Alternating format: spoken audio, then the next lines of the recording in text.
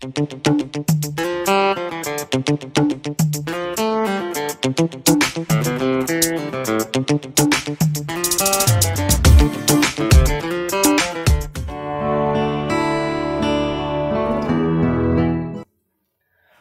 दर्शकबिन, म राजु ढुङ्गेल। टिबिसी कार्यक्रम अन्तर्गत मनका कुरा सेगमेन्टमा यहाँहरूलाई स्वागत छ। आज मसँग हुनुहुन्छ तास्मानियाको अस्ट्रेलियामा बसोबास गर्दै आउनुभएका श्री तीर्थराज राई र उर्मिला राई हुनुहुन्छ। उहाँहरूलाई स्वागत छ यो कार्यक्रममा। के लागेको छ भने हाम्रो भुटानी समाजहरू चाहिँ भरसकै चाहिँ हामी एउटै भएदेखि चाहिँ राम्रो हुन्थ्यो।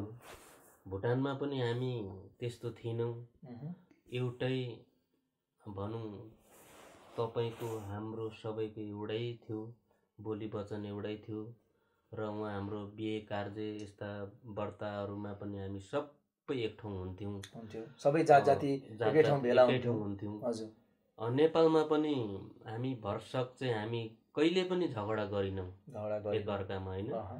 हामी त्यसरी अब त्यहीँ राई लिम्बूहरू थिए, त्यहीँ छेत्री बाहुनहरू थिए, त्यहीँ मगरहरू थिए हाम्रो सेक्टरमा, तर पनि हामी साह्रै राम्रो मिलेको थियौँ। तर एउटा यहाँ आएर चाहिँ धेरै फुट भएको हेर्दा मलाई पनि दुःख लाग्छ। तपाईँलाई के होला यो फुट हुनुको कारण चाहिँ के हो त? खै यो त अलिक हाम्रो पढेका दाजुभाइले नबुझेको हो कि त अब धर्मले गर्दा त्यस्तो भएको हो, त्यस्तो त नहुनु पर्ने। हामी त के छ यसमा हामी जान्दैनौँ, ज्ञान कम्ती भएर होला। यहाँ चाहिँ झन् हामी एकता भएर सगौ पगौ कसैलाई हाम्रो भुटनिजमा कमजोरी भयो त्यसलाई बोली दिने, त्यस्तो भए त राम्रो हुन्थ्यो जस्तो लाग्छ।